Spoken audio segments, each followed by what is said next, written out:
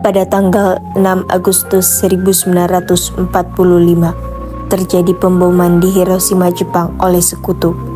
Lalu, keesokan harinya, pada tanggal 7 Agustus 1945, dibentuknya PPKI, Panitia Persiapan Kemerdekaan Indonesia, yang diketuai oleh Insinyur Soekarno. PPKI ini bertujuan untuk mempersiapkan segala kemerdekaan Indonesia. Pada tanggal 9 Agustus 1945, terjadi kembali pemboman di Jepang, yaitu di kota Nagasaki. Pada hari inilah Jenderal Terauchi mengundang Insinyur Soekarno, Mohatta, dan Dr. Rajiman Weddiodiningrat untuk datang ke markas besar tentara Jepang di Dalat, Vietnam. Inti dari pertemuan ini ialah untuk membahas perihal kemerdekaan Indonesia. Bung, saya mendapatkan surat dari Jenderal Terauchi. Silahkan Bung, baca terlebih dahulu. Baiklah, saya baca terlebih dahulu. Apa isi dari surat itu, Bung? Jenderal Terauchi mengundang kita bertiga untuk datang ke Dalat, Vietnam. Bukankah itu tempat markas besar tentara Jepang di wilayah selatan, Bung? Ya, benar, Bung. Jenderal Terauchi memanggil kita untuk membahas perihal kemerdekaan Indonesia. Dan pada tanggal 10 Agustus 1945, Sultan Syahrir mendengar siaran radio BBC tentang kemungkinan Jepang akan menyerah kepada sekutu. Sultan Syahrir ialah orang pertama dari golongan muda yang mendengar berita kekalahan Jepang. We interrupt this program to bring you a special news bulletin. The Japanese have attacked Pearl Harbor, Hawaii by air, President Roosevelt has just announced. The attack also was made on all naval and military activities on the principal island of Oahu. We take you now to Saya mendengar berita dari radio BBC London di Bandung yang menginformasikan Jepang akan menyerah kepada sekutu. Benarkah itu, Bung? Apa yang terjadi dengan Jepang? Yang saya dengar, sekutu telah menjatuhkan bom di kota Hiroshima dan Nagasaki. Oleh karena itulah Jepang melakukan gencatan senjata. Berarti kita harus segera memproklamasikan kemerdekaan. Ya benar, kalau tidak kita tidak akan merdeka selamanya. Pada saat di Dalat, Vietnam,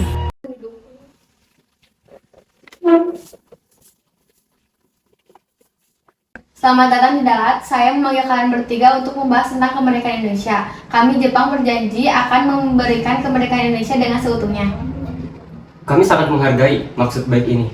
Tetapi, kami hanya ingin memastikan bahwa kemerdekaan Indonesia yang diberikan oleh Jepang tanpa syarat sedikit pun. Bagaimana pasukan Jepang yang berada di Indonesia? Kami akan mendukung penuh kemerdekaan Indonesia dan kami akan memastikan pasukan Jepang yang berada di Indonesia bekerja sama dalam kemerdekaan ini. Namun kami ingin kemerdekaan Indonesia dilaksanakan pada tanggal 24 Agustus 1945 dan kita akan melaksanakan sidang PPKI pada tanggal 16 Agustus 1945 untuk membahas kemerdekaan ini. Baik, Jenderal, kami setuju. Baik, terima kasih atas kesempatan besar ini, Jenderal. Ya baik, terima kasih. setelah Insinyur Soekarno, Mohatta, dan Dr. Rajiman Weddiodiningrat baru kembali dari pertemuan dengan Jenderal Besar di Dalat, Vietnam. Mereka membawa informasi bahwa Jepang ingin pelaksanaan kemerdekaan Indonesia pada tanggal 24 Agustus 1945 dan sebelum itu akan merencanakan sidang PPKI pada tanggal 16 Agustus 1945. Karena terjadi pemboman di Hiroshima dan Nagasaki oleh sekutu, akhirnya dalam Perang Asia Timur Raya, Perang Daitoa, Jepang mengalami kekalahan besar. Kaisar Hirohito pun dengan terpaksa mengakui kekalahannya pada tanggal 14 Agustus 1945. Berita tersebut lalu tersebar ke seluruh dunia dan berhasil diketahui oleh Sultan Syahrir. Siang harinya, Barusan saya mendengar berita dari radio BBC London di Bandung yang menginformasikan Jepang menyerah kepada sekutu. Berarti di Indonesia terjadi kekosongan kekuasaan. Kalau begitu kita harus mendesak golongan tua, terutama Bung Karno, agar segera memproklamasikan kemerdekaan. Benar itu, Jepang sudah tidak ada lagi wewenang di negeri ini. Kita harus memanfaatkan momen ini. Betul sekali, kawan. Bung Syahrir benar.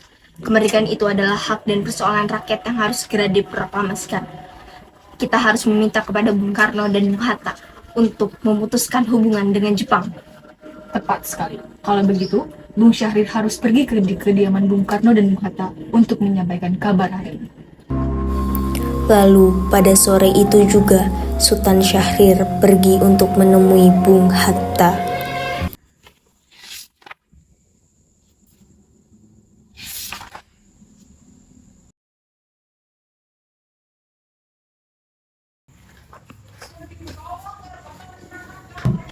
Selamat sore, Bung.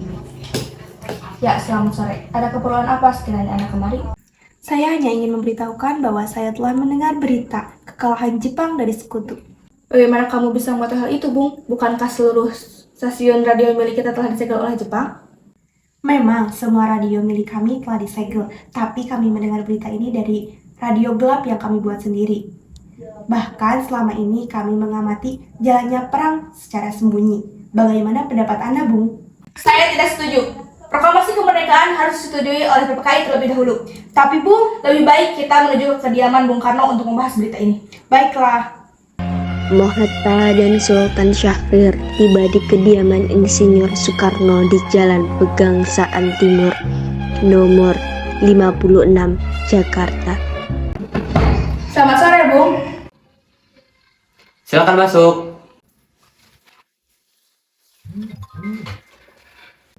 Ya, ada maksud apa saudara-saudara datang kemari?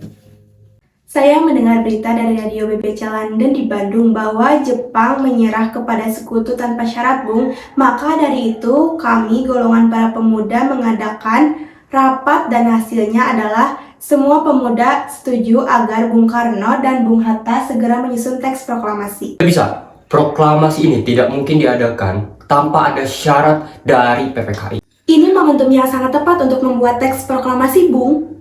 Tetap saja, saya tidak setuju dengan usulan Bung Sultan karena ini terlalu gegabah. Ketika Sultan Syahrir selesai menyampaikan pendapat para golongan pemuda kepada Insinyur Soekarno dan Mohatta, tetapi Sultan Syahrir tidak berhasil untuk membuat Insinyur Soekarno mengikuti rencana dari golongan muda. Akhirnya, Sultan Syahrir pun memberitahu hasil dari perbincangan tersebut. Kawan-kawan saya sudah membicarakan berita kekalahan Jepang kepada Bung Karno dan Bung Hatta. Tapi Bung Karno dan Bung Hatta menolak. Mereka bilang pembuatan teks proklamasi harus dengan persetujuan PPKI. Lebih baik kita semua harus mendesak Bung Karno dan Bung Hatta untuk pembuatan teks proklamasi. Ya, benar sekali kawan. Kita harus bergerak cepat untuk kemerdekaan Indonesia. Akhirnya, pada tanggal 15 Agustus 1945 malam, Wigana, Darwis, Sayuti Melik, Yusuf Kunto, dan Subadio tiba di kediaman Insinyur Soekarno di Jalan Pegangsaan Timur nomor 56 Jakarta sekitar pukul 9 waktu Indonesia Barat. Mereka yang diketuai oleh Wigana pun lalu menyampaikan hasil keputusan rapat. Bung, kita harus cepat membuat teks proklamasi ini. Kita tidak boleh menunggu Jepang. Kita harus bergerak sendiri, Bung. Kau ragu kepadaku. Jepang telah berjanji memberikan kemerdekaan kepada Indonesia tanpa syarat. Tindakan yang kau lakukan bukanlah sebuah revolusi, tetapi sebuah pemberontakan. Seperti yang dilakukan dahulu di Munchen Hitler. Tetapi akhirnya gagal. Kemerdekaan itu hasil dari rakyat Indonesia, Bung, bukan hasil dari pemberian Jepang. Ya, benar itu, Bung. Kita harus buat proklamasi malam ini. Masa sudah siap, Bung? Kita sudah mendapatkan bantuan dari PETA dan juga Heiho. Sudah siap menunggu komando. Kalaupun terjadi kontak senjata, mereka semua sudah siap. Kalau kita tidak membuat proklamasi secepatnya, maka akan terjadi pertumpahan darah, Bung. Ini leherku. Saya telah aku ke sana dan sudahi nyawaku malam ini juga. Jangan tunggu sampai besok. Maksud kami bukan membunuh, Bung, tapi kami memperingatkan. Sudah, Lord Kena. Kita bicarakan dahulu dengan para wartawan di asrama Cikini 71. Malam itu tidak ada keputusan yang dihasilkan. Mereka pulang dengan hati kecewa. Sedangkan Insinyur Soekarno dan Mohatta tidak ingin terburu-buru. Mereka khawatir jika saja proklamasi itu gagal seperti yang terjadi di München. Para golongan pemuda pun langsung menuju ke asrama Cikini 71 untuk kemudian menyampaikan hasilnya kepada yang lain.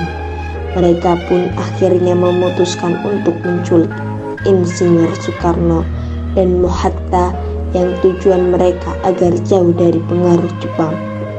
Pelaksanaan dari operasi ini diantaranya Sairul Saleh, Sukarni, Pikana, dan golongan para pemuda lainnya.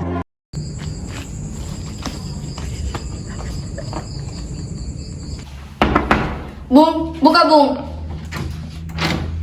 Ada apa ini? Kami harus mengamankan Anda ke Rengas Dengklok. Kenapa memang ya? Telah terjadi keributan oleh para pemuda di Jakarta. Ayo, cepat Bung. Bung, Ada apa ini? Di mana Bung Karno? Bung, Ada apa ini ribut-ribut? Bung, telah terjadi keributan oleh para golongan pemuda. Bung Karno lebih baik pergi dari sini. Kami akan mengamankannya. Jika Bung Karno tidak pergi akan berbahaya untuk keselamatan Bung sendiri. Tanggal 16 Agustus 1945 malam, setelah Insinyur Soekarno dan Mohatta tiba di Rengas Dengklok, Ahmad Subarjo yang akan mengadakan rapat PPKI dengan Insinyur Soekarno dan Mohatta, ia kebingungan karena mereka tidak ada di tempat. Dan ia sangat yakin bahwa menghilangnya Soekarno dan Hatta ada hubungannya dengan perdebatan panas kemarin malam. Akhirnya Subarjo mencoba menghubungi Wikana.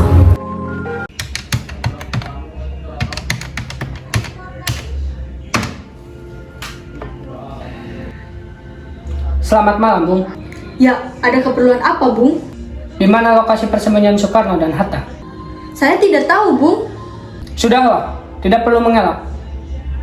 Soekarno dan Hatta sangat diperlukan di Jakarta untuk diplomasi dengan Jepang.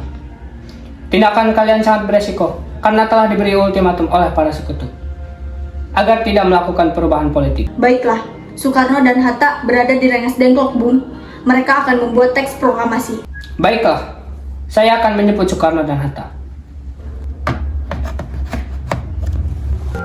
Setelah Insinyur Soekarno dan Mohatta dijemput oleh Ahmad Subarjo ke Jakarta, akhirnya mereka melaksanakan sebuah rapat persiapan proklamasi yang dilaksanakan di Rumah Laksamana Maeda.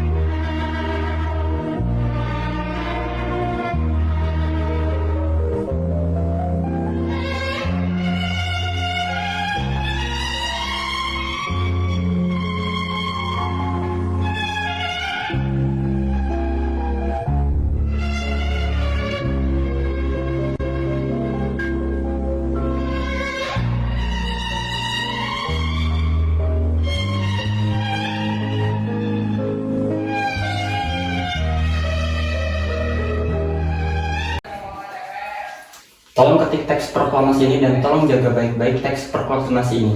Baik Bung.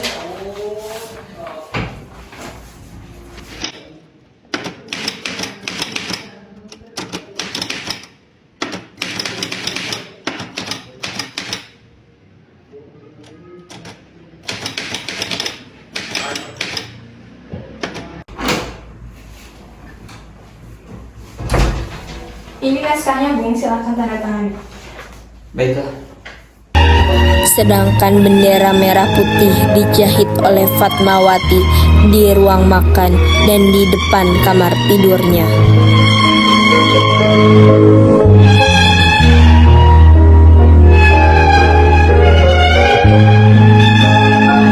Setelah setelah pembuatan teks proklamasi dan bendera merah putih, akhirnya pada tanggal 17 Agustus 1945 di kediaman Insinyur Soekarno di Jalan Pegangsaan Timur nomor 56 Jakarta dilaksanakan pengibaran bendera merah putih dan pembacaan teks proklamasi untuk pertama kalinya.